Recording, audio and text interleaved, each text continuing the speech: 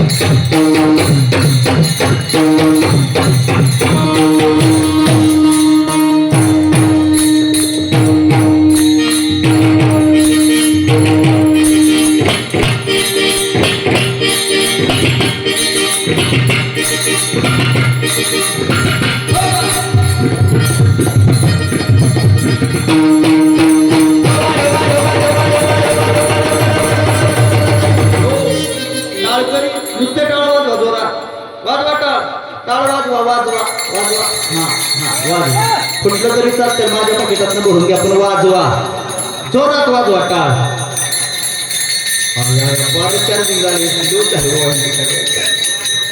बसलेले देवाला 2 हात दिले सप्ताह चालू 3 दिवस झाले अजून ज्याच्यापर्यंत आवाज गेला नाही सप्त्याचा त्याच्यापर्यंत जाऊया वाजवा टाळी जरा जी टाळी वाजवणार महादेवाची शपथ आहे वाजवा टाळी जोरात वा वा हो पखवाज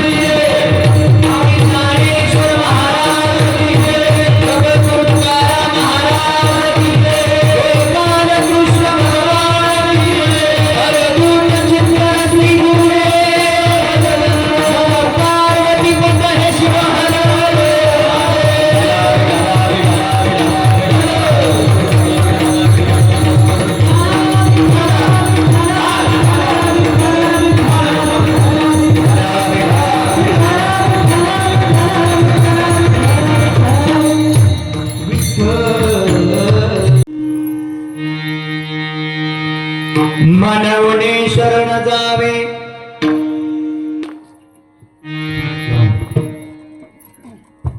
हॅलो हॅलो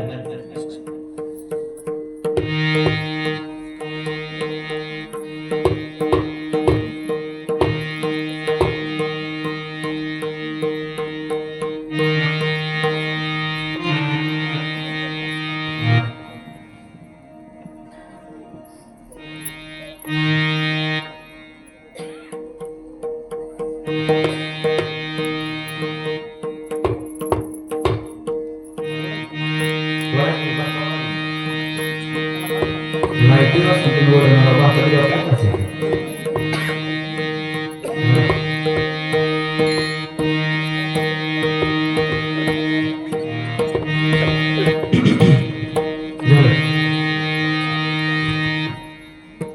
विठला विठला विठला विठला विठला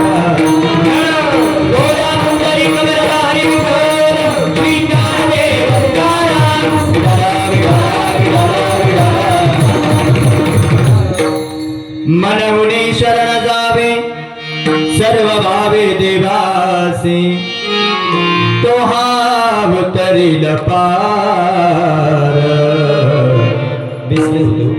भवदुस्तर नदीचा बहु आहे करुणावंत बहु आहे करुणावंत अनंत हे नाम जा तो हाव तरील पार भवदुस्तर नदीचा तुका म्हणे साक्षी आले तुका म्हणे साक्षी आले तळे गेले प्रगट तो हा उतरेल पार भगदुस्तर नदीचा विठ्ठल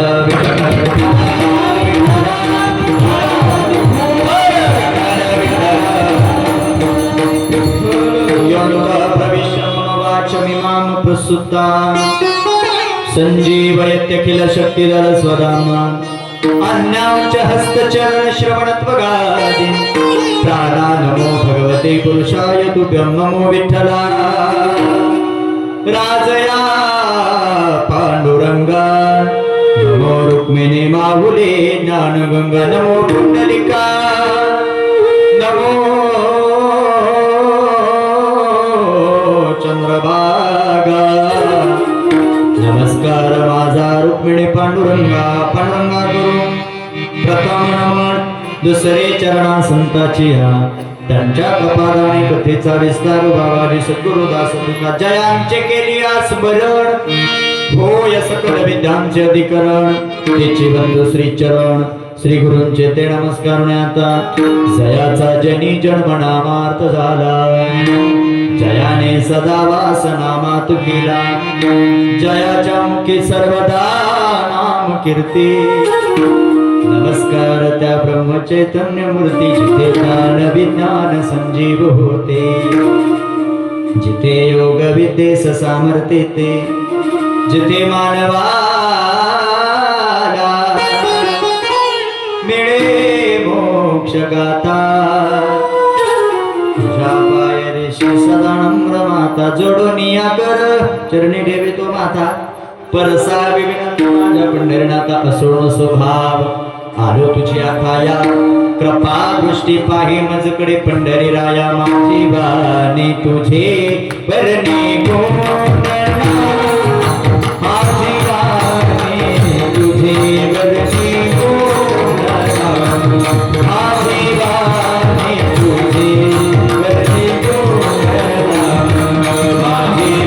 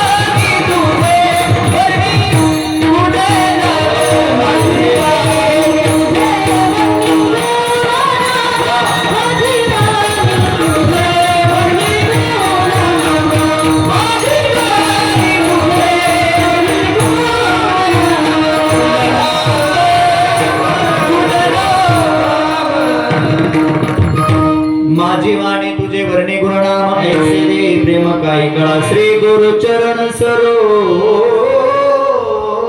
रज निज मन मुकुर सुधारे बरन रघुबर बिमल जसू जो दायको फलचारी बुद्धिहीन तनु जानिके सुमिरो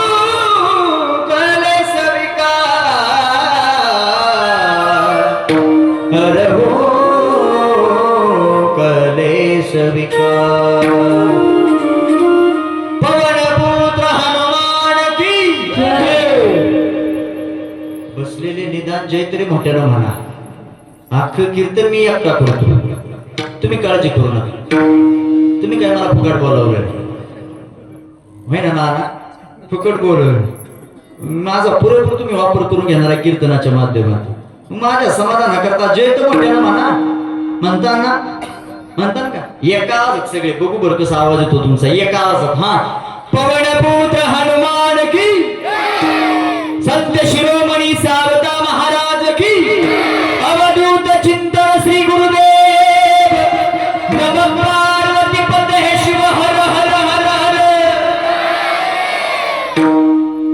मनहुनी शरण जावे, मनहुनी शरण जावे सर्व भावे देवासी, तो हा भक्त दिल पार, भवदुस्तरण देचा प्रस्तुत. प्राप्त स्थळी प्राप्त ठिकाणी सुरू असलेला हा सालावाद प्रमाणे मौजे श्री क्षेत्र पोंदकुलेवाडी या आपल्या पावन क्षेत्रामध्ये भगवान श्री पंढरीश पांडुरंग परमात्मा, भगवान श्री महादेव, रुक्मिणी आई साहेब, त्याचबरोबर भगवान श्री दत्तात्रयांच्या या सुंदर अशा प्रांगणामध्ये गेले 31 वर्ष झालं तुम्ही हे पारायण करत आहात. म्हणजे 30 वर्ष तुमची पूर्णत्वाला गेली आणि 31व्या वर्षात तुम्ही पदार्पण केलं. आणि या 31व्या वर्षातील आजची असणारी ही 3ऱ्या दिवसाची संकीर्तन सेवा आहे. अतिशय पवित्र, अतिशय गोड आणि अतिशय सुंदर वातावरण. गोड अशा कलाकारांच्या सहकार्यातून, त्यांच्या कष्टातून आणि तुम्हा सर्व गावकऱ्यांच्या परिश्रमातून सुरू असलेला हा अखंड हरिनाम सप्ताह भाग्य म्हणावं लागेल. गेल्या वर्षीपेक्षा जरा कमी माणसं वाटतात मला विसरला नाही ना.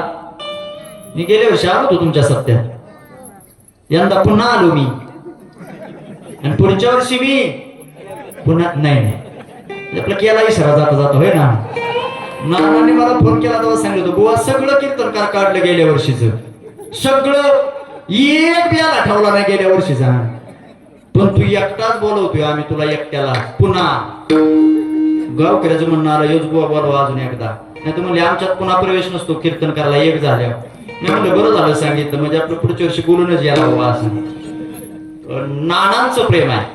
नाना म्हटले महाराज नाही म्हणू नका, आमच्या गावकऱ्यांचा तुमच्यावर जीव बसला, तुमचं कीर्तन गेल्या वर्षी आवडलं आमच्या लोकांना, म्हणून लोकांनी पुन्हा तुमचा कीर्तनाकरता आग्रह केला.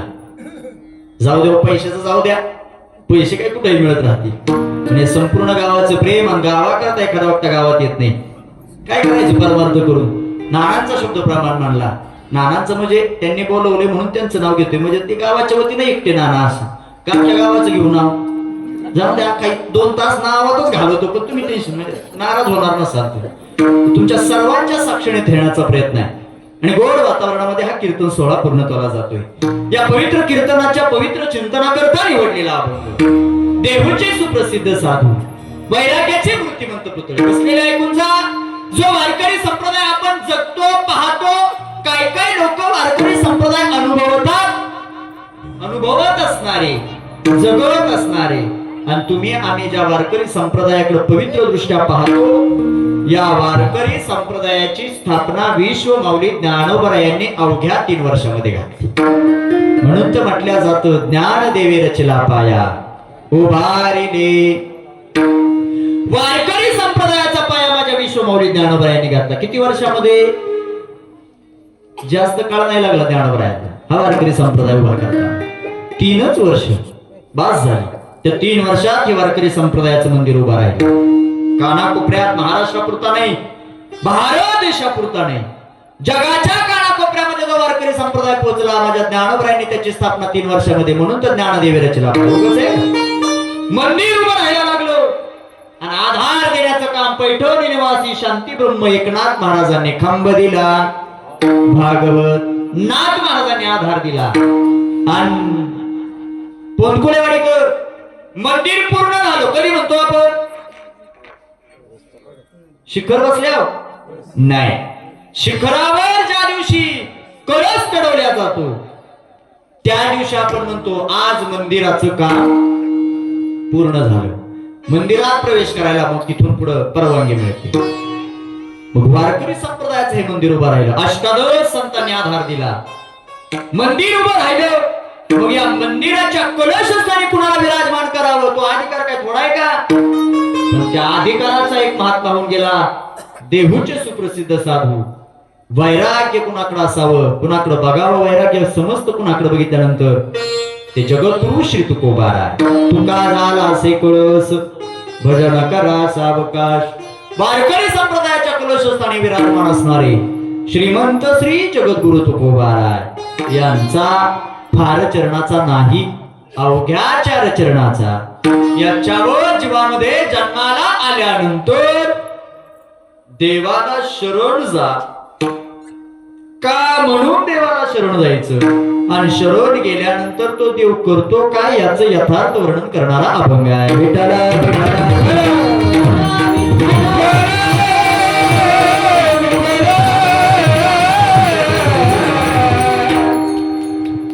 अभंगातलं पहिलं कडवं फार सुंदर आहे. पहिलं चरण, मनवणे शरण जावे सर्व भावे देवासी. अभंग लिहिला, साधक मंडळीने तो अभंग वाचला आणि तुकोबरायांना उलट प्रश्न केला. मी तो म्हणतो, कीर्तन ऐकणारे तुम्ही सगळे आहात ना, तुम्हाला एखादा शब्द खटकला, एखादा शब्द तुमच्या वाचनात नसला, एखादा शब्द तुम्हाला चुकीचा वाटला तर तुम्ही बुवाला विचारत जा. तुमचं काम आहे, विचारलं पाहिजे. तुकोबरायांनी अभंग लिहिला, पण साधक मंडळी तितकेच हुशार. तुकोबरायांनी तो अभंग का लिहिला असावा याच्या करता साधक मंडळीने तुकोबरायांना प्रश्न केला. मालक, तुम्ही सांगता देवाला शरण जा, पण प्रश्न केला का म्हणून आम्ही देवाला शरण जायचं. तुकोबरायांनी मग उत्तर दिलं. 3 गोष्टी देवाने आपल्याला अधिकच्या दिल्या. 3 गोष्टी आपल्याला देवाने दिल्या, देवाचे आपल्यावरती उपकार आहेत. मनवून शरण जा, म्हणून तुम्ही शरण जा. का? जे इतर योनीला दिलं नाही, फक्त मनुष्य जन्माला दिलं, देवाचे आपल्यावरती असणारे उपकार आहे. ते 3 कारण तुम्हाला पुढे चिंतनामध्ये सांगून जाणार आहे. समजलं साधकांना शरण जायचं, पण साधक मंडळी म्हणतात मग जातो आम्ही शरण, तर तुमचा देव करतो काय नेमका? तुकोबराय सांगतात, तो हा उतरील पार भवदुस्तर. बसलेले अक्का अभंग तुम्ही वाचा किंवा लक्षात घ्या. तुकोबरायांनी शरण जायला लावलं कुणाला? कळते का माझं बोलणं? कळते का बोलणं? भाषा कळते का? माझा आवाज ऐकू येतोय तो? सोबत राखा राखा माझ्याकडे बघू ना. तुमचं माझं काय वैर नाही, बांधाला बांधा. मी काय पैसे मागे आले तुम्हाला? ठरल्या तेवढं नाना देतील मला, तुम्ही त्याची काळजी करू नका. हे सत्यातलं कीर्तन आहे, फुलाचं नाही. तुम्ही असं माझ्यावर फुलं टाक्यावाल्याने बसू नका, तुमच्या पाया पडतो. तासाभराचं कीर्तन करायचं, अख्ख्या गावाचं कर्ज फेडायचं असल्यावर एक तर तोंड करून बसू नका, तुमच्या पाया पडतो. बाबा हो, मी लय अवघड प्रश्न विचारला नाही, मी अभंग सांगतो त्यातला तुम्हाला प्रश्न केला. तुकोबरायाला प्रश्न, तुकोबराया विचार, साधक मंडळी तुकोबरायाला विचारतात, शरण जातो आम्ही, पण तो हा उतरीला पाहिजे हे तुम्ही आम्हाला सांगितलं. पण तुम्ही सांगता आम्हाला शरण जा, पण कुणाला? देवाला. पण अख्ख्या अभंगात कोणत्या देवाला शरण जा हे मात्र तुकोबरायांनी सांगितलेलं. देवाचं नाव नाही घेतलं मारुती दादा. काही काय अभंग असे आहेत, आपण अभंग म्हणतो सगळे रोज पाठांतरात, रूप पाहता लोचनी सुख झाले ओ साजणी, आणि त्याच्या पुढचं चरण काय आहे? तो हा विठ्ठल बरवा, तो हा माधव बरवा. आजच्या अभंगात महाराज सांगतात, तो हा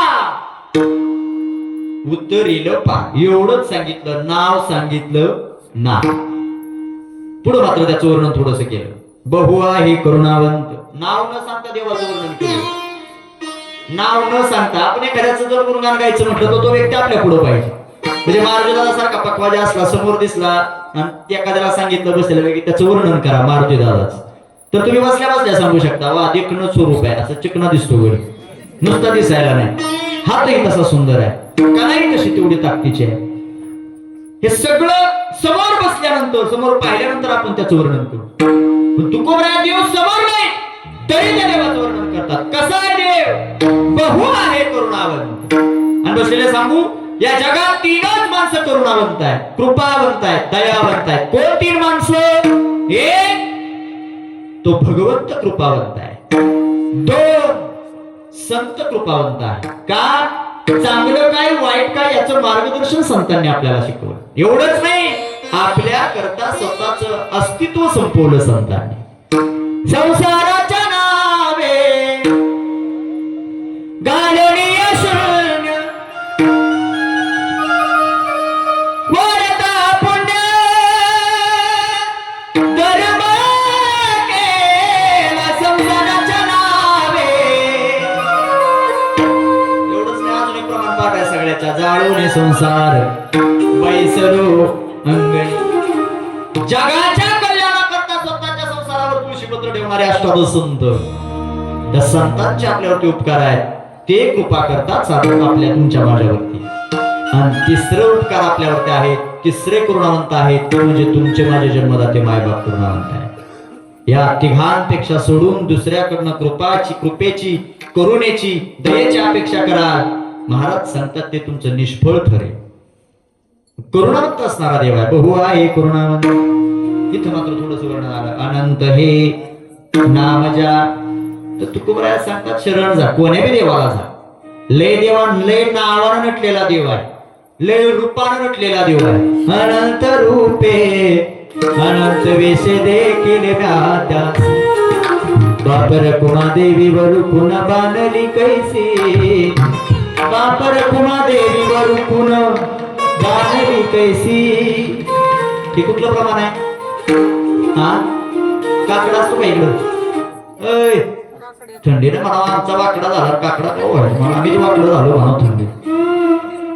पण जरी काकडा असला तरी ऐकणारे लेणे काय काय त्रास होतो काकड्याचा. पाठ 4 वाजता माईक चालू झाला तर गावकरी मध्ये जरा आवाज कमी करा, आमची झोपमोड झाली. हा, 6 दिवसात झोपमोड होती माणसाची, ऐकू वाटत नाही माणसाला.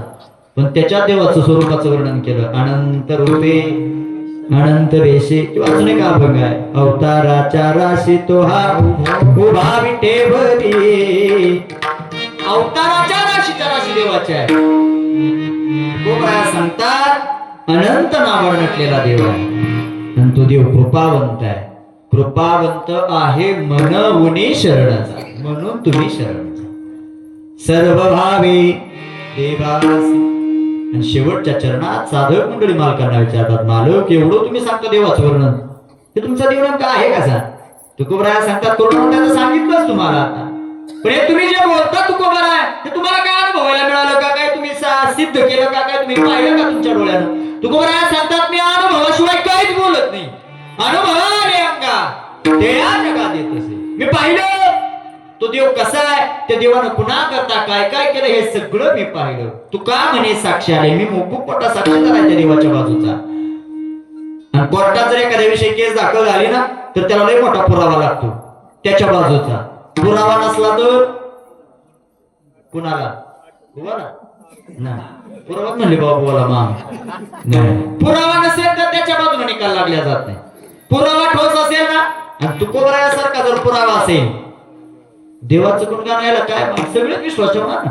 तुकोबराया सांगतात मी साक्षीदार आहे. तू का म्हणे मला ते अनुभवायला मिळालं, मी साक्षीदार आहे त्याचा. आणि ते या जगात येत असे. किंवा तू का म्हणे साक्षी आले, जे मला अनुभवायला मिळालं ते मी तरी केले प्रगट. तो हा भूतरील पार भवदुस्तर नदीचा विठ्ठल.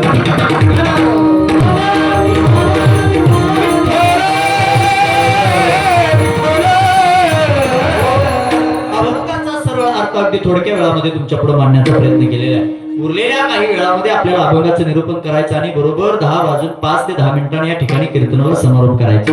पूर्णत्वाला कीर्तन आपल्याला न्यायचं. हे राहिलेला जो थोडा वेळ आहे तो कृपा करून तुमच्या पाया पडतो. फक्त मनाचं का करून तासभराचं माझं कीर्तन आहे का?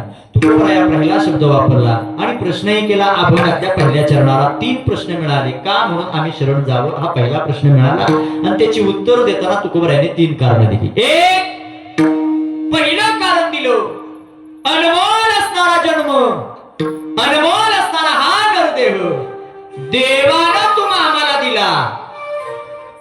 पैशानं नाही, मोल नाही. कसा दिला? गडी झोपला का काय? कसा दिला? फुकट दिला. कोणत्याच प्रकारचं मोल घेतलं नाही, फुकट दिला. तुकोबराया म्हणतात त्यानं दिला म्हणून तुम्ही त्याला शरण जा. नाही तर सहजासहजी मिळत नाही, लय दुर्लभ आहे. नरदेह दुर्लभ झाला नरदेह दुर्लभ झाला शतवर्षाची गणना शतवर्षाची गणना त्यामध्ये दुःख यातना त्यामध्ये दुःख यातना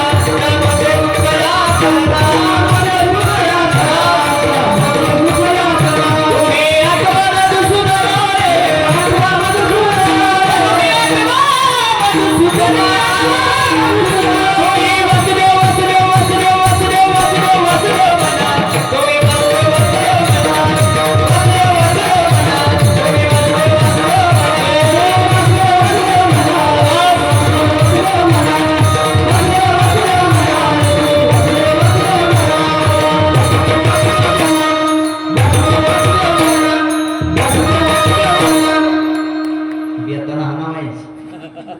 असलं वाजल्यावर तोच उठतं झाड उठलं मग मला पळता थोडं होईल आपल्या गावाला जास्त वाजवताना हळूच वाजवायचा बाबा दुसऱ्या चाली किती बी वाजवा पण हे वाजवताना जरा माफात वाजवा वासुदेव वासुदेव म्हणा का दुर्लभ असणारा जन्म नरदेह किती दुर्लभ 84 लक्ष येऊन फिरायला लागतात आणि मग माणसाचा जन्म मिळतो तेही पाप आणि पुण्य याची बेरीज केल्या जाते आणि तो मग आपल्याला मिळतो तुकोबराय म्हणतात एवढा दुर्लभ असणारा मनुष्य जन्म आपल्याला सहज दिला देवा लय उपकार देवाचे आपल्याला काही केलं तरी त्यांच्या उपकारातून उतराय होते मग या देहाचं सार्थक करतात पण आपलं तसं नाही आपल्याला फुकाट मिळाला आणि आपली एक मन आहे बाबा फुकाटचं मिळालं की किंमत कळतच नाही पडत राहत नाही म्हणण्यापेक्षा कळतच नाही वारीच्या सोहळ्यात चालणारी माणसं असतील बरीच पालखी सोहळ्यामध्ये कुठल्या सोहळ्यात चालतात तुकोबरायच्या हा काय तुकोबरायच्या काय माऊलींच्या आता मी माऊलींच्या सोहळ्यात चालतो जवळजवळ 14-15 वर्षाची वारी आहे माझी माऊलींच्या सोहळ्यामध्ये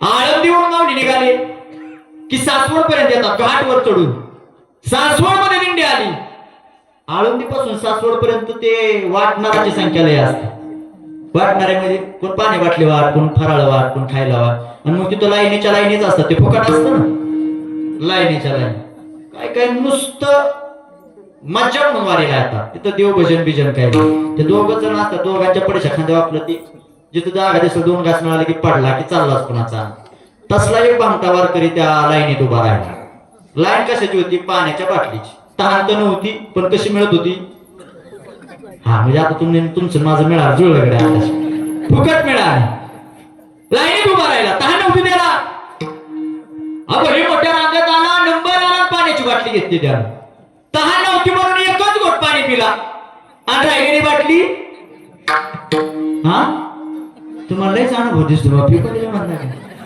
फेकून दिली त्यानं तोच वारकरी दर मजल करत असा आमच्या फलटणकडनं ना त्या पुत्याकडनं खाली निघाला माळशेर सागर तिकडं वाटणाराची संख्या नाही तिकडं लुटणाराची संख्या जास्त होती तिथं वाटायला कोणी मोकळं नसतं मामा आणि मग ह्याच वारकऱ्याला पुन्हा ताण लागली कुठल्या लाईनीतल्या दुकानात गेला दुकानदाराला पाण्याची बाटली देता किती रुपयाला त्यानं सांगितलं 20 रुपयाला अख्ख्या वारीच्या सोहळ्यात 10 रुपयाला पाण्याची बाटली तुम्ही 20 रुपये घेता आमच्या लाज बीज वाटते का नाही कुणाला तुझी लाज शरम आणि आबरूच झाली होते ना 2 मिनिट वारकऱ्याचं लुटू नका पचायचं नाही एवढं बोललो ती घेतली 10 रुपयाला 20ची भांडून 10ला घेतली बाटली त्यानं 2 घोट पाणी पिला राहिलेली बाटली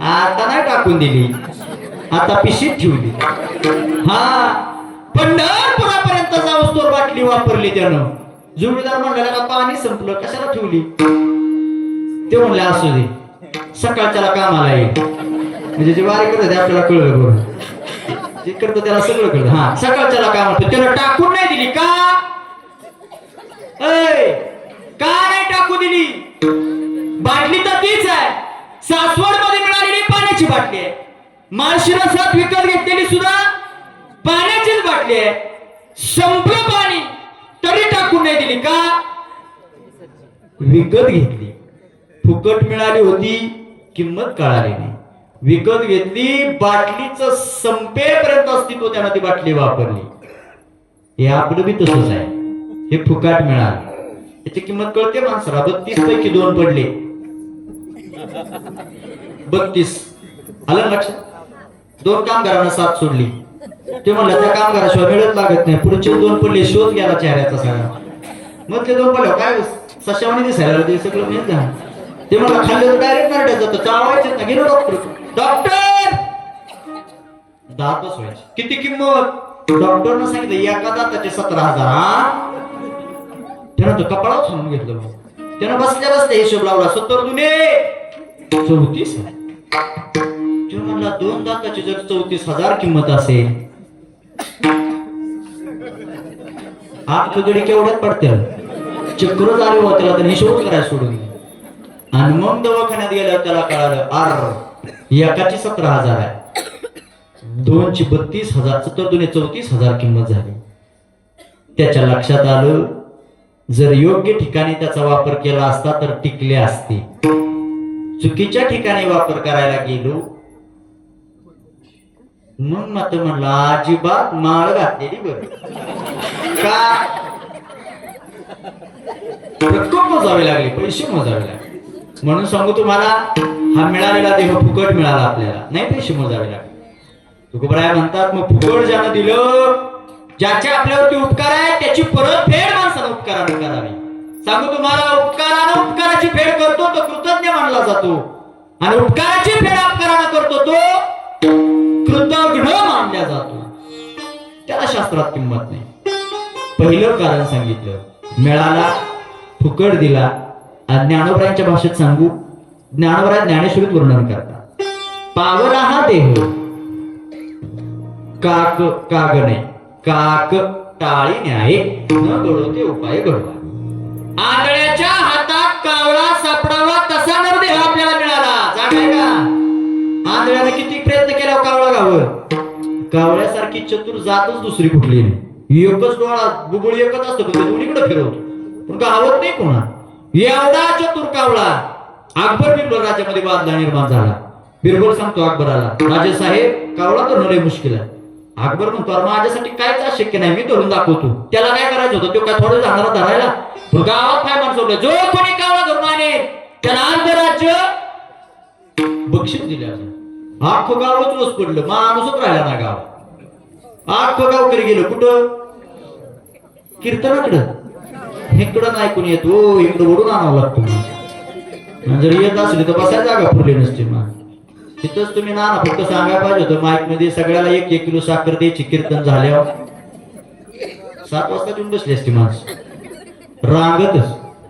तुम्हाला बंदोबस्त मागवावा लागला असता. काय बघता महाराज एवढी वाईट नाही. इकडं नाही येत माणूस. गेलो गावाला अर्ध राज्य मिळणार, गावच पडलं. माणूस गावात, त्या गावात एक आंदोलन राहायचं. त्याचा एक रोजचा दिनक्रम. गावच्या बाहेर नदी गेली होती, त्या नदीत उतरायचं, बुडी मारायचा, वर यायचा, देवाच्या नावानं पुंडलिकावर म्हणायचा, दोन्ही हाताने टाळी वाजवायच्या. कुणाच्या नावानं?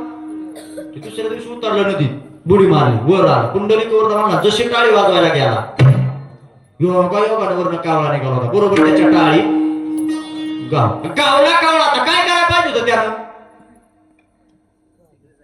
राजाकडे जा, अकबराकडे जाऊन सांगावं, राजे साहेब हा कावळा अर्ध राज्य निम्म्या रस्त्यात गेलं मामा. आणि कुठनं त्याला दुर्बुद्धी सुचली. म्हणून दुर्बुद्धी माणसाला लय वाईट असते बरं.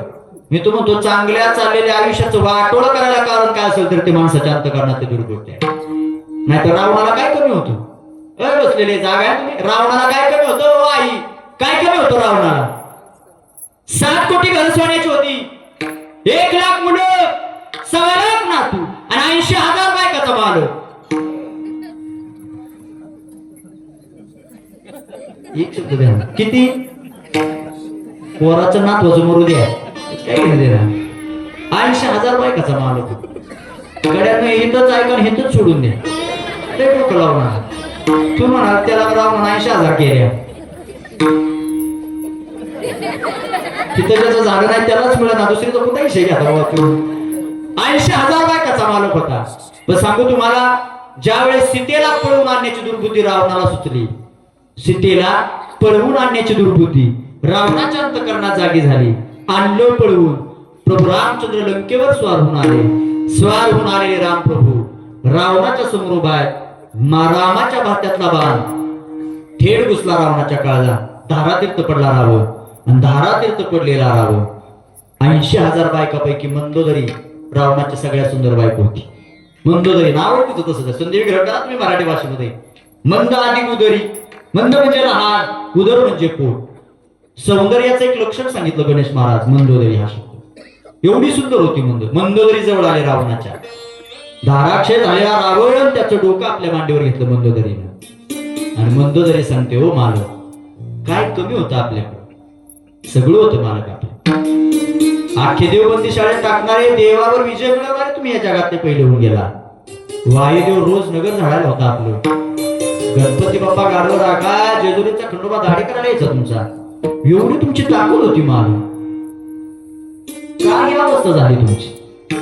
मंदोदरी सांगते, चांगलं चाललेलं आयुष्य होतं, पण सीतेला पळवून आणण्याची दुर्बुद्धी तुमच्या मनाला लागली आणि तुमचा शेवट झाला. नाही तर रावणले संपणारातला नव्हता. पण माझा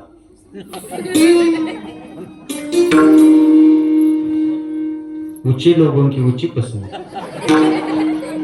मला ती बदल ना पिवळं पडलं मला. दुसरा पण असतो त्याच्यात वाद होता तुम्ही काही वेळ चालू. काय सांगत होतो तिथे सायलेंट करा तुमचा. रावण सांगत होतो, दाराक्ष झालेला रावण. मंदोदरी सांगते, सीतेला पळवून आणण्याची दुर्बुद्धी सुचली. संपला रावण. का संपला? एका दुर्बुद्धीमुळे रावणाचा क्षय झाला. म्हणून कधी दुर्बुद्धी सुचू द्यायची नाही. त्या आंधळ्याला दुर्बुद्धी सुचली. आंधळ ही सर्वांना काय गोष्टीतला आंधळ ते कावळा कावळी हा त्याला दुर्बुद्धी सुचली. ही पूर्ण भारी कीर्तन आहे. ती मागची सगळी तरुण मंडळी आहेत ना आमची, वा वा सुंदर कीर्तन आहे. नाही तर काय काय गावात गेलं नुसती पण कार मेलू वरडून वरडून पोरच गप होणार. ती मंडपाच्या मागले तर काय करावं, फाशी घ्यायची वेळ आली माझ्यावर तरी गप होणार. गावात कोणी एवढं ती म्हणणार उठा घ्यावं नाही म्हणजे गावच्या त्यात पोरं डायरेक्ट. हा अरे गाव इतकी भारी आहे ते तुमच्याकडे बघून कीर्तनाचं. बाकीच्या पार सगळ्या वायरी जोडून काय काम तुम्ही फक्त माझा आहे. काय सांगत होतो? हा आणलं त्या गोष्टीतलं निघाला माघारी. मधनं दुर्बुद्धी सुचली. त्याला डोळं टाकलं, विचार केलं. ते म्हणलेला का एक गावाला नेलं किती राज्य आहे? हा अर्ध. आणि जर दोन नेलं तर अकबराच्या नंबरात गादी आपलाच नंबर लागला. निम्यातनं माघारी फिरलं गणेश महाराज. जसं फिरलं येता येता ते स्वतःच्या मनाला बोलते, याला मला गावलं येड. पुंदकुलेवाडी म्हणजे ना नाही ना ते गाव पार येडा म्हणा. असं कुठं जंगलात जाऊन कावळा गावतोय? कावळा धरणं किती सोपं. नदीत तर उतरायचं, बुडीत तर मारायची, वरत यायचं. कुंडली म्हणलं टाळे वाजवले की काय गावतो? गावतो ना. काय तुम्ही विहोय म्हणताय तुझ्या? त्याला वाटलं ना तसं त्याचा भ्रम झाला. ते निम्म्या रस्त्यात ना माघारी आला. हातातला कावळा सोडला नाही. असा बघलेला झाला. उतरला नदीत, बुडी मारली, वर आला. पुंडलिक वरदा म्हणून जसा टाळी वाजवायला गेला तसा टाळीत कावळा गावला का गेला? फक्त गेला. विनोद म्हणून ऐकू नका, सारांश लक्षात घ्या. आंधळ्याला पहिल्यांदा कावळा मिळाला. किती प्रयत्न केले त्यानं? काहीच नाही, पण त्याला सापडला. आता मला तुम्ही सांगा, हा नरदेह आपल्याला मिळाला, आपण काय प्रयत्न केले? काहीच नाही, पण आपल्याला मिळाला. फक्त आंधळ्याला कावळ्याची किंमत कळाली नाही, तशी आपल्याला या देहाची किंमत कळाली नाही. असंही नाही म्हणता येणार. किंमत तर माहिती होती आंधळ्याला. अर्ध राज्य मिळणार आहे त्याची किंमत आहे का कावळ्याची? पण त्यातनं त्याला दुर्बुद्धी सुचली. म्हणून चांगलं दिलेलं आयुष्य आहे, तरी दुर्बुद्धीत घालवायचं नाही. ज्ञानोबा सांगता दिला ना त्यानं आपल्याला, तुकोबरा सांगता दिला ना, त्याचे आपल्यावरती उपकार आहे. म्हणून शरण जावी त्याचे उपकार आहे. दुसरं कारण सांगितलं, इतर पशुयोनींना जे ज्ञान नाही ते ज्ञान देवानं आपल्याला अधिकच दिलं. हा हे ज्ञान दुसरीकडे नाही. आणि हे ज्ञान नाही कुठे. याच देही घडी देवाचे भोजन, हे ज्ञान दुसऱ्याला नाही. आणि तिसरं कारण सांगितलं, दिलेलं ज्ञान योग्य ठिकाणी वापरण्याची बुद्धी देवानं आपल्याला अधिकची दिली. म्हणून हरिपाठात माऊली म्हणतात, बुद्धीचे वैभव अन्य नाही दुजे, एकाकेश्वराजे. बुद्धी अधिकची दुसऱ्याला नाही, आपल्यालाच दिली. या तीन कारणाचा एकत्रित संमेलन केलं तर या तीन कारणावरून एकच सारांश लक्षात येतो. जन्म दिला, ज्ञान दिलं दिलेलं ज्ञान योग्य ठिकाणी वापरण्याची बुद्धी दिली तुकोबाराया सांगतात किंबक केवळ केवळ का होईना पण या 3 कारणामुळे तुम्ही देवाला शरण जा अभंगाच्या पहिल्या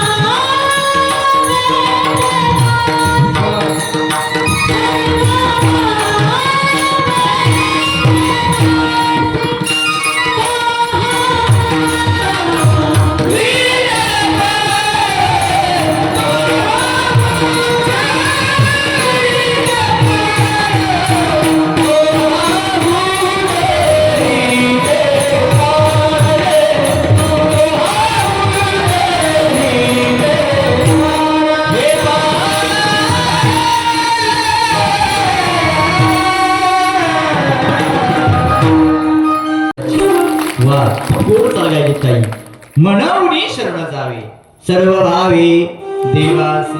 आता पुढचा जरा प्रश्न सुंदर आहे. तो नेमका करतो काय? तो या संसार रूपी सागरातून वाहणारी दुःख रूपी नावाची नदी आहे. त्या नदीच्या ऐल तीरावरून पैल तीरावर नेण्याचा सुखाचा प्रवास करून तो घडवून आणतो म्हणून तो हा उत्तरी लपा. तुम्ही म्हणाल मग या संसाराची व्याख्या नुसतं दुःखच आहे का? बरं मला सांगा कुणी सांगितलं संसार सुखाचा आहे? या जगाचा विचार केला तर कबीरदासजी महाराजांचा फार सुंदर देहा. जो देखे सो दुखिया बाबा, जो देखे सो दुखिया बाबा, जो देखे सो. त्याचं पुढचं वर्णन फार सुंदर आहे. राजा दुखिया प्रजा दुखिया, दुखिया जन बैरागी, जो देखे सो दुखिया बाबा. किंवा आपल्या भाषेत जगी सर्व सुखी. महाराज स्वामी सांगतात जगी सर्व सुखी असा कोण आहे, विचारी मना तोची शोधून पान. एवढे दोन कारण तुम्हाला दिली मग या संसार फक्त दुःखाचाच आहे का? बसलेले ऐकून जा. संसारात सुखही मिळतं आणि संसारामध्ये दुःखही मिळतं, पण आपल्या कर्मावर ते सुख ठरतं आणि आपल्या कर्मावरच आपल्याला दुःख भोगावं लागतं. 3 गोष्टीमुळे दुःख वाट्याला येतं आणि 3 गोष्टीमुळे बसलेले सुख वाट्याला येतं. तुम्ही म्हणाल अशा 3 गोष्टी कोणत्या?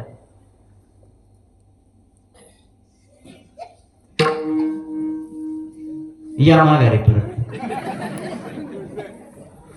पाटील माघारी या. 3 गोष्टी कोणत्या? एक, आता सुखाच्या गोष्टी मी तुम्हाला सांगणार नाही. तुम्ही म्हणाल का सुखामध्ये माणसाला देवाचं स्मरण होत नाही. माणसाला देव आठवतो कधी? दुःख वाट्याला आलं की माणसाला देवाचं स्मरण होतं. चांगल्या काळात माणसाला देव आठवत नाही, स्मरण होत नाही. आपल्याला वाईट वेळ येऊ द्या, माणूस लगेच देवाच्या दारात जातो, देवाला शरण जातो आणि देवाला सांगतो देवा एवढ्या संकटातनं साकडं घालतो तुला फक्त बाहेर का. म्हणून चांगल्या काळात मला सांगणार नाही, पण ज्या कारणामुळे दुःख वाट्याला येतं ती 3 कारण घरी घेऊन जा. एक, अपसव्य बोलणं आलं. अपसव्य म्हणजे आपल्या भाषेत चुकीचं बोलणं आलं की दुःख वाट्याला. म्हणून बोलताना सुद्धा विचार करून बोलावं. बस एक सुविचार आहे बघा, मी बोलून विचार करण्यापेक्षा विचार करून माणसानं बोललं पाहिजे. चांगलं बोलणं असेल सुखच प्राप्ती होणार. चुकीचं बोलला नको माऊली तर म्हणता साच आणि मवा.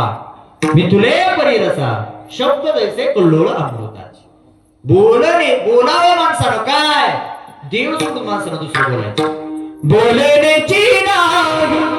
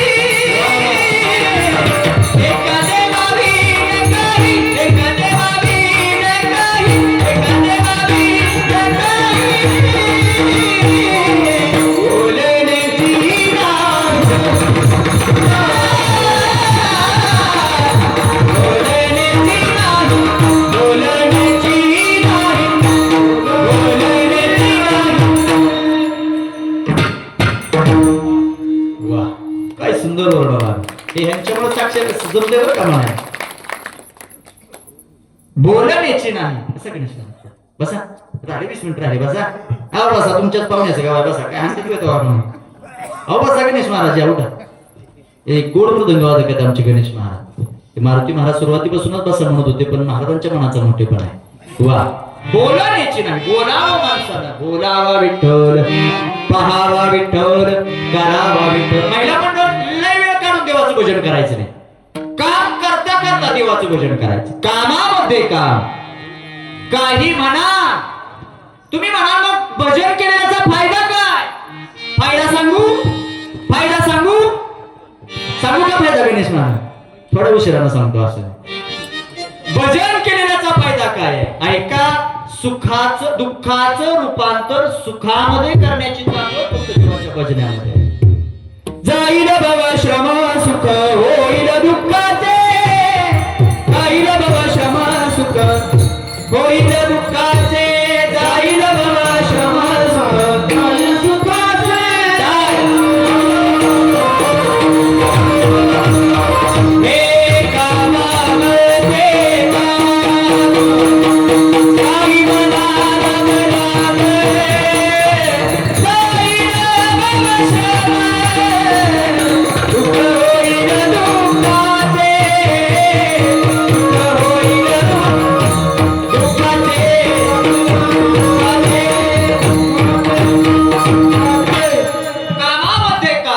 काही म्हणा राम राम फायदा काय होईल. जाईल भवश्रम सुख होईल दुःखाचे. म्हणून बोलणं माणसाचं चांगलं असं थोडंच बोलावं माणसानं पण माणसाचं पुढच्या माणसाचं मनच जिंकता आलं पाहिजे असं माणसाला बोलणं. नाहीतर बोलण्याच्या चुकीमुळं काय काय घोटाळा झाला आपल्या सगळ्याला माहित आहे. महाभारत घडलं महाभारत. कारण काय हा एकच बिचारी बोलली लय नाही बोलली. एकच शब्द बोलली.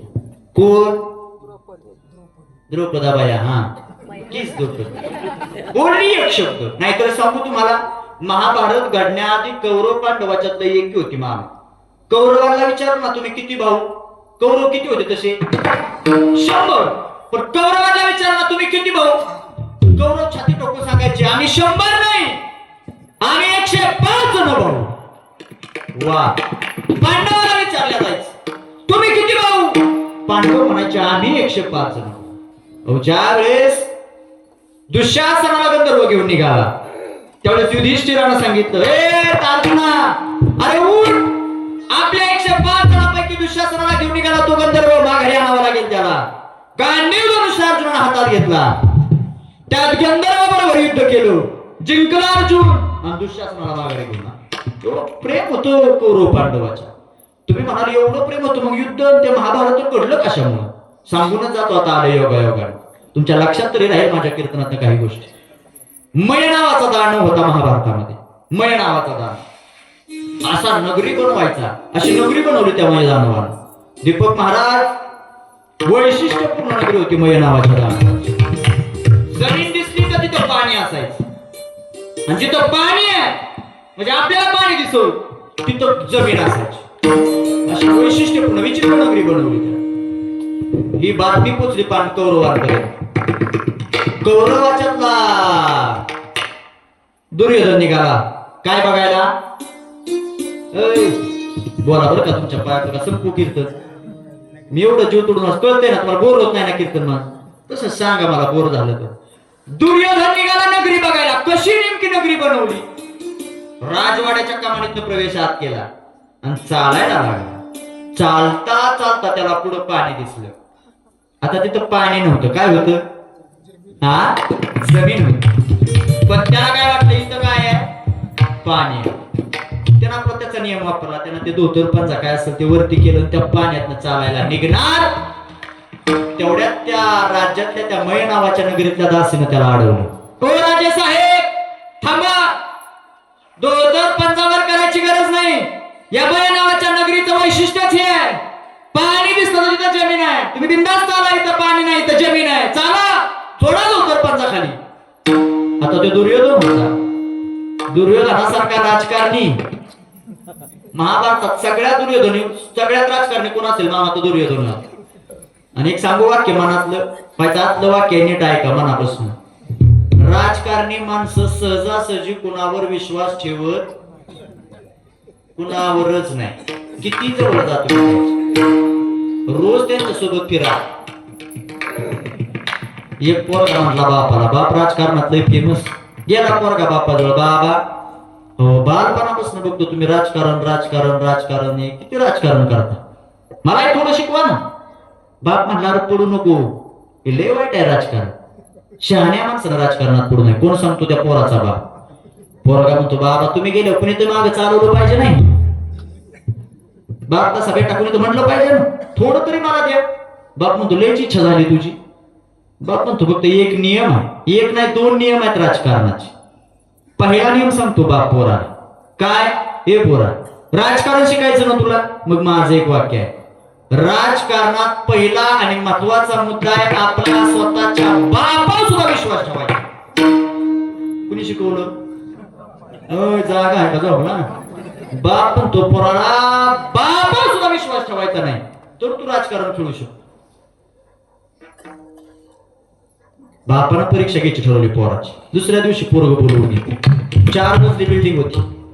बापानं बाप पोराला सांगतो, हे पोरा जा चौथ्या मजल्यावर राजकारण शिकायचं तुला, जा चौथ्या मजल्यावर जा. आता बापाचा शब्द ऐकला पोरानं गेलं चौथ्या मजल्यावर. बाप राहिला खाली उभा आणि बाप त्या पोराकडे बघून सांगतो. आपल्या पोरा म्हणतो बा अहो राजकारणाचा चौथ्या मजल्यावर चढण्याचा काय संबंध आहे, तुम्ही मला त्याचा संदर्भ लावून तर द्या. बाप म्हणतो तेवढ्यासाठी तुला वर चढवला. एक काम कर, हा निवडी कुठनं चौथ्या मजल्यावर हा निवडी. पोरगा म्हणतो बाबा पडल ना मी, मरल ना मी, मोडल ना मी. बाप म्हणतो मी आहे की मी जे तुला उडीत हा. बापाने पोरा ठेवला बापावर विश्वास. काय बघता माझ्याकडे वरून थांबली उडी चौथ्या मजल्यावर. जशी पोरानं उडी हाणली तसं बापानं हातच बांधून घेतला, घडीच घातल्या हात. बनकुलेवाडीकर 8 जागेवर पोरग मोडलं गणेश.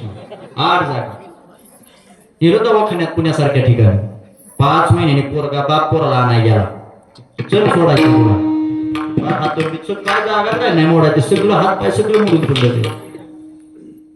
ते बेडवर पडलेलं पोरग बापाला म्हणतो, हो बाबा अहो तुम्हाला मी राजकारण शिकवा म्हणलो, तुम्ही मला वर नवडी हाणायला.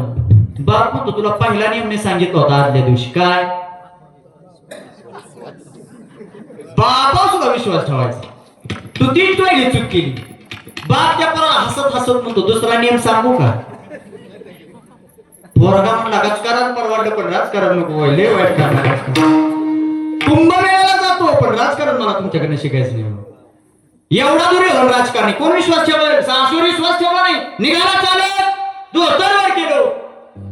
पहिला पाऊल झाला, दुसरा पाऊल काय त्याला साक्षात्कार झाला.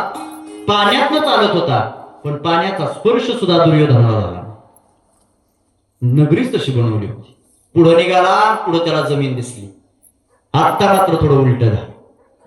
जमीन दिसली त्यानं ते पंजाब उतर दिलं सोडून लागला चालायला.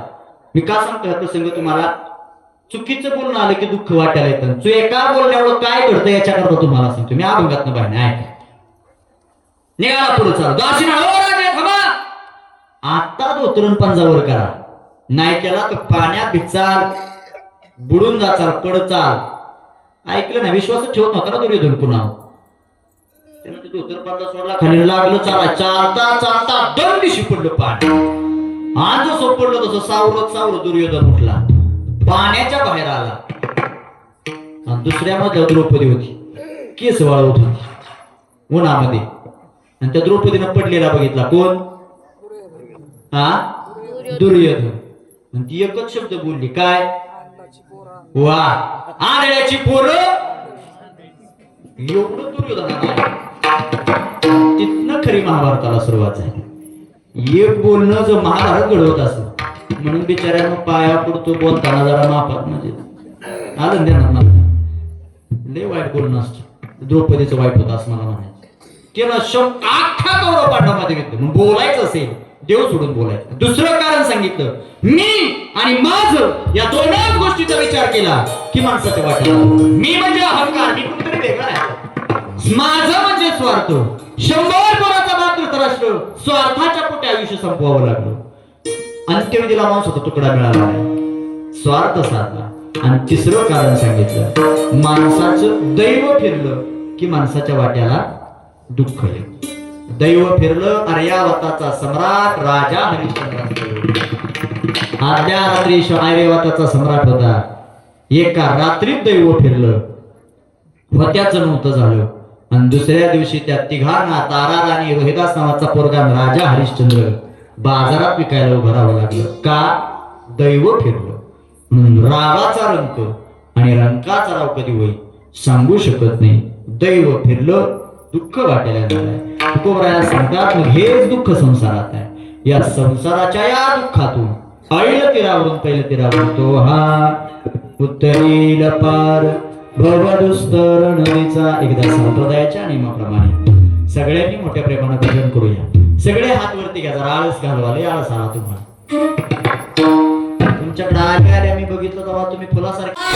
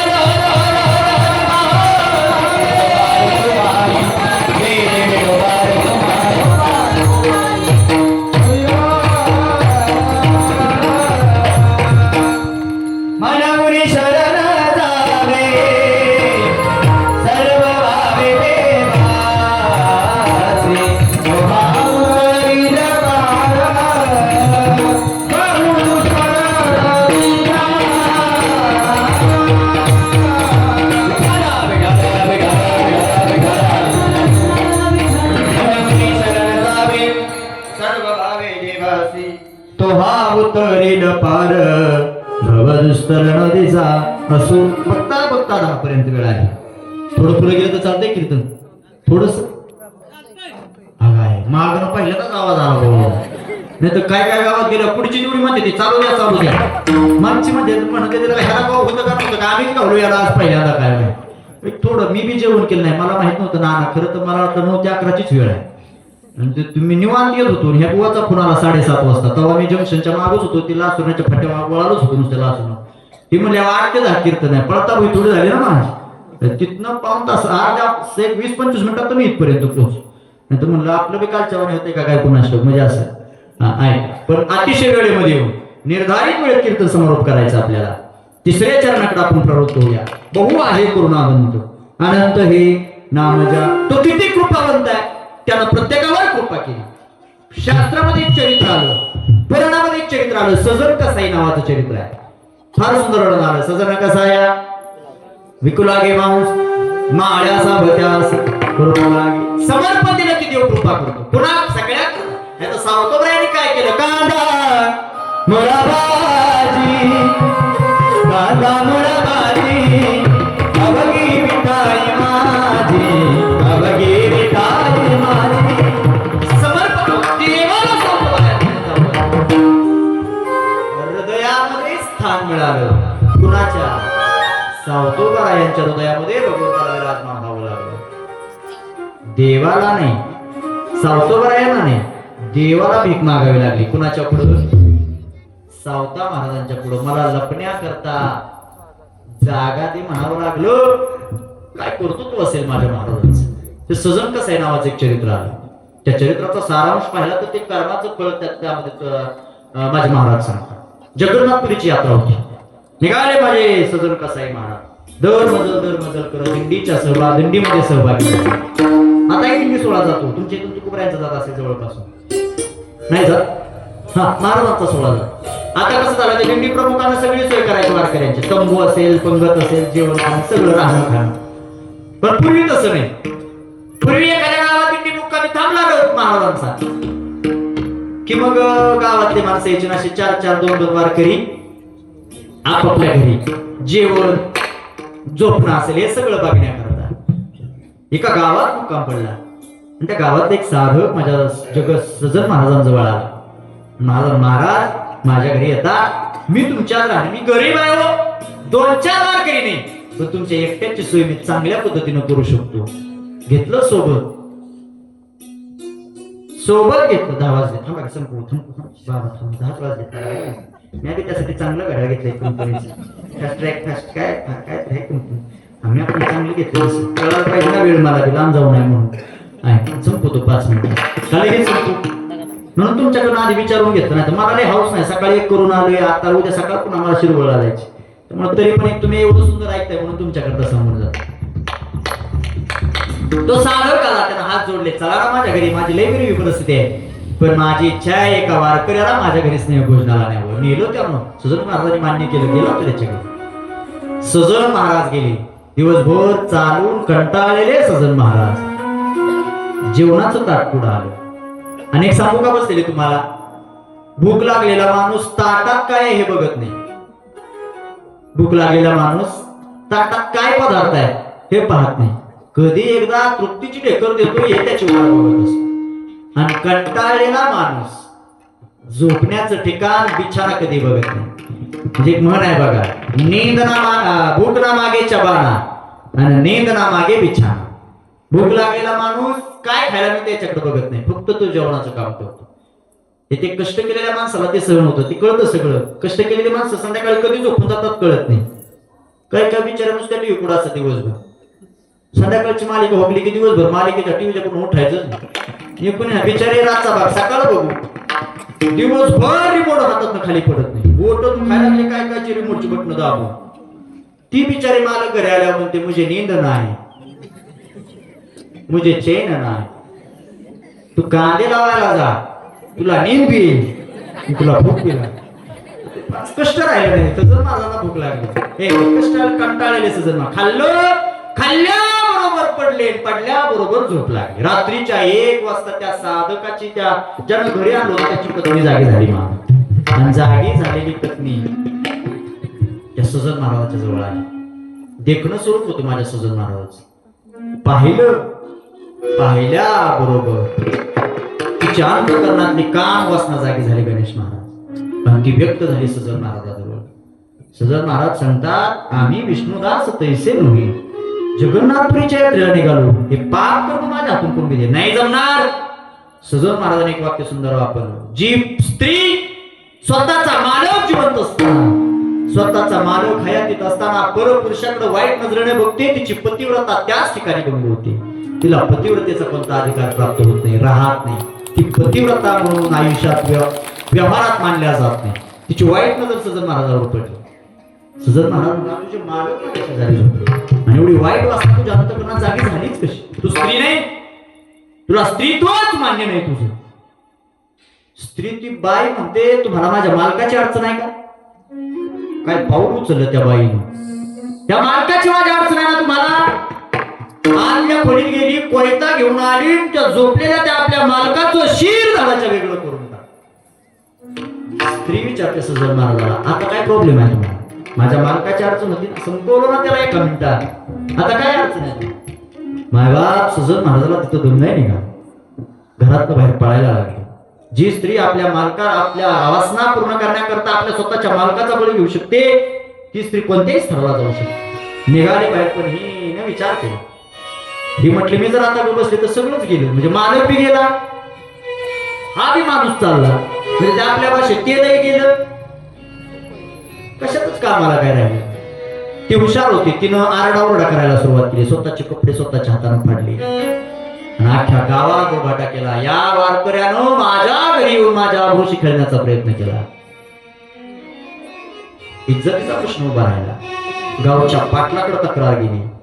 पाटलानं 2 कर्मचाऱ्याला लावून त्या सजन महाराजाला धरून आणायला लावलं. आणलं सजन महाराज, विचारलं, होता का तुम्ही यांच्या घरी आज झोपण्याकरता जेवण्याकरता? होतो. तुम्ही हे कृत्य वाईट केलं का? सजन महाराज म्हणतात, मी जरी नाही म्हटलो तरी यांना कुणाला ते कबूल होणार नाही, कारण मालक मिळाला ना तीच. ती स्वतः कशी मालक, कुणाचा विषय, कपडे स्वतःचे फाडले ना, कसा विश्वास बसेल कुणाला? कबूल झाले, हो मीच गुन्हा केला. सजन महाराज पाटील म्हणतो, तुम्हाला त्याची शिक्षा भोगावी लागेल. ज्या हाताने तुम्ही चाबरू लुटण्याचा प्रयत्न केला, मायबाप हो, ते दोनही हात सजन महाराजाचे कलम केले, कट करून टाकले, कापून टाकले दोन्ही. खूप वाईट वाटलं सजन, डोळ्यात अश्रू आले माझ्या सजन महाराजाच्या. महाराज म्हणतात, निघालो होतो पुण्य करण्याकरता, देवाच्या दर्शनाकरता, पायी दिंडी सोहळा करण्यात चालत निघालो मी, पण ज्याच्याकरता निघालो ते सिद्ध करणार. एकदा माझ्या देवाचं दर्शन झालं की तिथंच माझं आयुष्य संपणार का? आज माझ्या केलेल्या भक्तीला भाट लागला, केलेल्या देवाच्या भक्तीला आज मी अपवित्र ठरलो समाजाच्या पुढे. सहन झालं नाही माझ्या सजनना. वारकरी कुणी मिळून घेईना. निघाली दिंडी पुढच्या गावाला, सगळे माग ढकलायला लागले. जा, तुम्ही गुन्हा केला, एका स्त्रीच्या लुटण्याचा प्रयत्न करता, जा, तुम्हाला वारीत चालण्याचा अधिकार नाही. सगळ्यांनी माग टाळ दिला नाही कुणी वाजवायला. जगन्नाथपुरीच्या अलीकडच्या गावात मुक्काम पडला. माझा देव जागा झाला. देवाने हे सगळं पाहिलं होतं. देवानं आपल्या 2 कर्मचारी, आपल्या 2 गाणांना बोलवलं, सांगितलं, जा तुम्ही त्या वारीमध्ये एक सजन नावाचा एक वारकरी आहे, रथ घेऊन जा आणि त्या रथात बसून त्याला माझ्यापर्यंत घेऊन ये. वा, सजन महाराजाला त्या रथात बसवलं. दिंडी वाजवत गाजवत देवापर्यंत पोहोचली. मायबाप हो, रथात आलेले सजन महाराज माझ्या जगन्नाथपुरीत त्या देवानं माझ्या सजन महाराजाला स्वतःच्या मांडीवर बसवलं. काय अधिकार असेल? सजन महाराजाच्या डोळ्यात पाणी आलं. सजन महाराज म्हणतात, हे देवा, एक प्रश्न करू का रे तुला? मला एकाच प्रश्नाचं उत्तर दे. हात कलम करायला लावणाराही तूच आहे, हात माझे कलम करायला कारण तूच आहे, आणि मला तुझ्या मांडीवर बसायला लावतो याला तुला कारण तूच आहे. हे का असं? देवानं दिलेलं फार सुंदर उत्तर आहे. सजन, तू विसरला अशी, पण मागल्या जन्मात एक गाय एका कसाबाच्या हातून सुटली होती. ती गाय त्या कसाबाला घावत नव्हती, दिसायची बंद झाली, आणि त्या कसायाची तुझी भेट झाली. त्यानं तुला विचारलं, गाय दिसली का? तू तोंडाने नाही बोलला, तो दोन्ही हात एका दिशेने केलं. त्या कसायाला वाटलं त्या दिशेने गाय गेली. तू गेला शोधव, त्याला गाय सापडली. त्यानं ती गाय धरून आणली, जागीच त्या शिर त्या गायचं दाडाच्या वेगळं केलं. ज्या हातानं तू वाट दाखवली ते कर्म आज तुला भोगावं लागते. काय वर्णन आलं माझ्या बापू. ज्या हातानं दिशा दाखवली त्या दिशेवर त्या गायचा प्राण गेला, त्याचं प्रायश्चित्त तुला भोगावं लागतं. तुझ्या हातात छाटले गेले.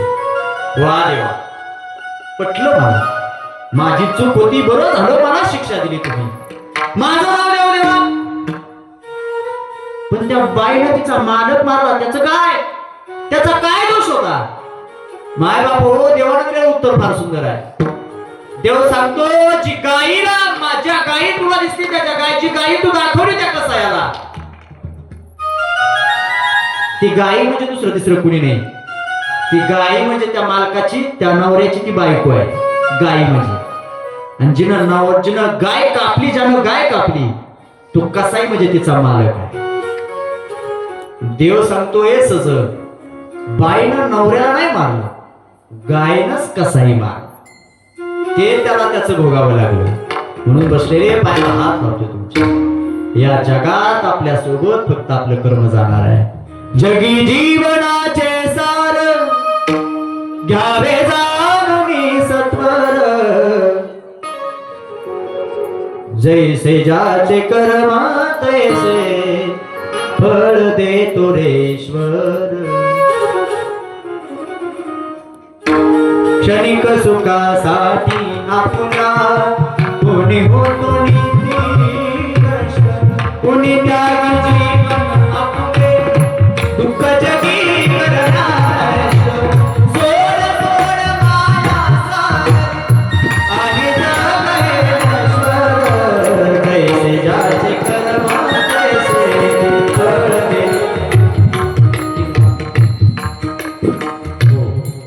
जगात फक्त कर्म आपल्या ते चांगलं ठेवा. कोणतीच वाईट वेळ आपल्याला, नाहीच वाईट वेळ देवाला कधी दिसते. आपल्याकडे जर दुःख वाटला तर आपण पंढरीच्या मार्गाकडे जातो की नाही. देवा वाचवया तू, कुठलाही आपणच्या देवाला आपली असेल. खाटूश्यामबा बनावाचे देव होऊन गेले. राजस्थान मधला देव आहे खाटूश्यामबा. तिथला भक्त अडचणीत आला आणि त्याने विनंती केली कुणाला, खाटूश्यामबा बनावाच्या देवाला. त्याचा अवतार सांगितला. काय वर्णन आलं त्याचं.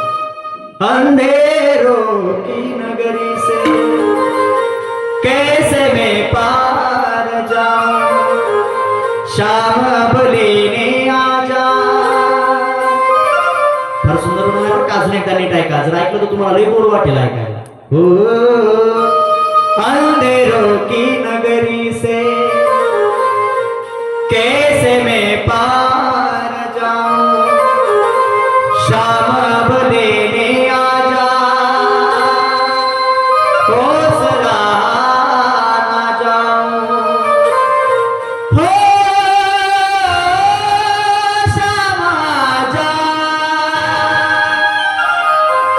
तीन बाण के धारे तीनों बाण चलाऊं ना, मुश्किल में दास तेरा बजर दिया. हारे के सहारे मेरे, हारे के सहारे, हारे के सहारे मेरे, हारा राहुना. तीन बाण के धारे तीनों बाण चलाओ ना, मुश्किल में दास तेरा बजर दिया. हारे के सहारे मेरे, हारे के सहारे, हारे के सहारे मेरे, हारा राहुना.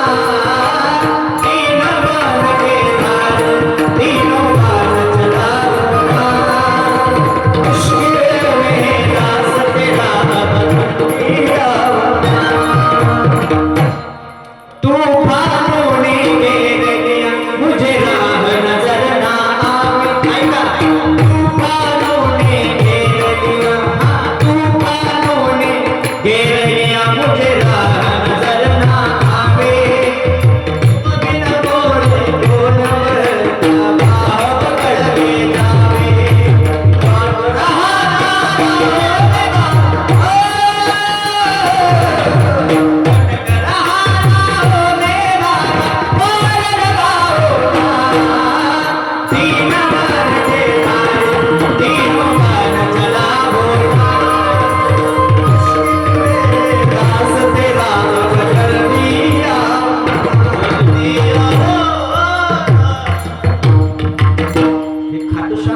भजन आहे राजस्थान. दुःख वाटलं की माणूस जातो. ऐका, आपल्या वाट्यात दुःख जावंच वाटत असेल तर आपण सगळे मिळून एकदा संप्रदायाच्या नियमाप्रमाणे माझ्या पांडुरंगाचं भजन करूया. ज्ञानेश्वर माऊलींचं भजन.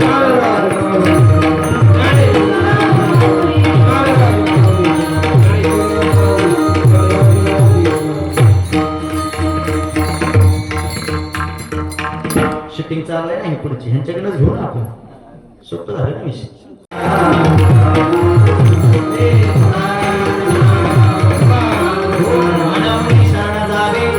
सर्व भावे देवासनी करेल पार नदीचा असो.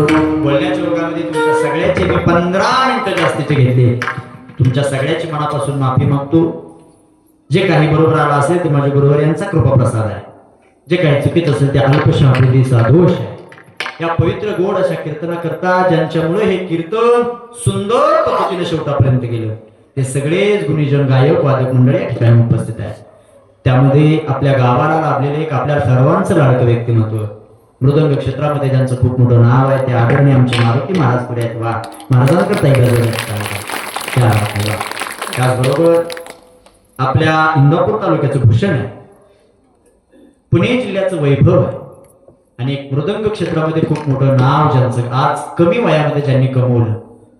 लय आमचं नाही व्यक्तिमत्व गणेश महाराज जगताप म्हणजे तुमच्या बोरी काजळ बोरी नावचं गाव तिथले आमचे गणेश महाराज जगताप. लय परिश्रम घेतले या पोरांना. लहानपणापासून आम्ही सोबत आहे. आज 20 ते 25 ते 40 विद्यार्थी शिक्षण घेतात. वारकरी शिक्षण संस्था ज्ञानेश्री वारकरी शिक्षण संस्था स्थापन केली. 40 विद्यार्थ्यांना आपल्यापासून ज्ञान त्यांच्यापर्यंत पोहोचवण्याकरता या माणसाची धडपड आहे. या कमी वयात जर एवढं देव आपल्याकडनं करून घेत असेल गणेश महाराज लय देवाचे आपले उपयोग करायचा. म्हणून गणेश महाराज तुम्ही एका फोनवर मीच फोन केला होता का म्हणून वाजवण्याकरता नाही, सोबत कुणीतरी असावं म्हणण्यापेक्षा माझं थोडं वेगळं म्हणजे थोडं माझ्या गाडीचा थोडासा प्रॉब्लेम झाला येता येता. ते एसीच बंद म्हणजे कुलिंग व्हायचं बंद झालं. ह्यांची थोडी ओळख होती म्हणून त्यांना तिथपर्यंत घेऊन गेले. ते माघारी निघाली. मी म्हटलं चला आता आलाय तर चला माझ्या बरोबर. तिथं सगळे आपलीच माणसं आहेत. गणेश महाराज तुम्ही मोठे मनाचा मोठेपणा करून आला. तुमच्या मनात तुमचं मनापासून आभार मानतो. हे सिंतमुळे तर कीर्तन सगळ्यात सुंदर झालं. वा म्हणजे दीपक महाराज पवार गोड आवाज आहे आणि गोड सिंतही वाजवतात महाराजांकरता. आणि सगळ्यात ज्येष्ठ असणारे आम्हाला आमचे टकले मामा अशोक मामा.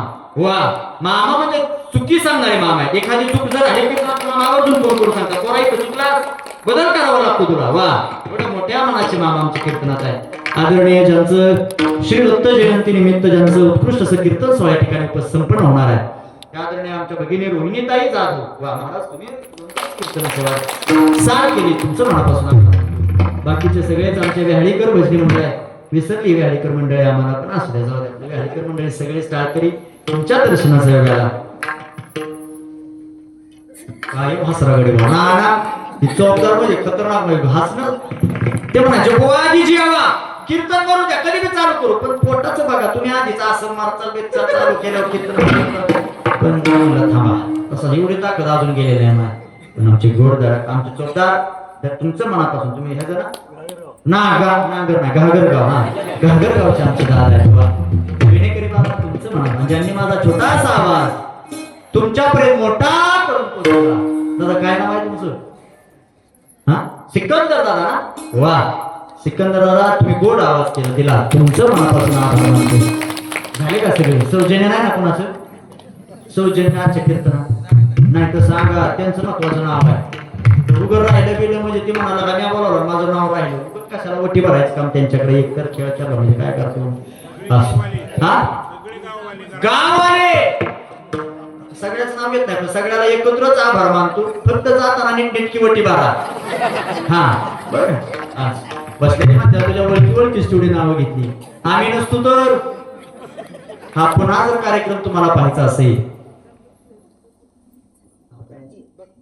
बघती माझ्या वयामान माझ्या ध्यानात नव्हतं काय कळत नाही.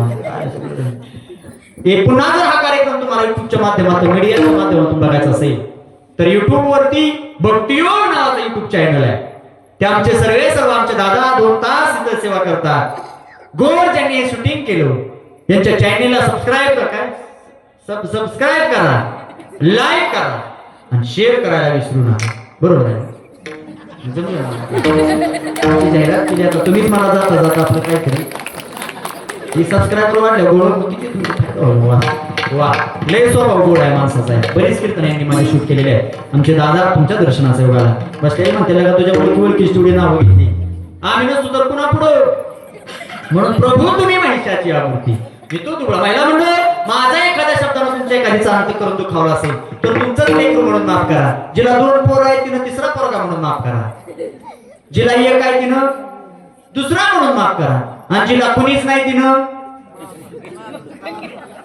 7-12 घेऊन हा यार तुम्हाला 2 तास 12 बोला जाता जाता आमच्या 7-12 नावल्या आला वैर असे एकूण एक पोरग म्हणून माफ करा. पण ऐका तुमच्या सर्वांचं इथून दर्शन घेतो आणि शेवटी तुकोबराया सांगतात काय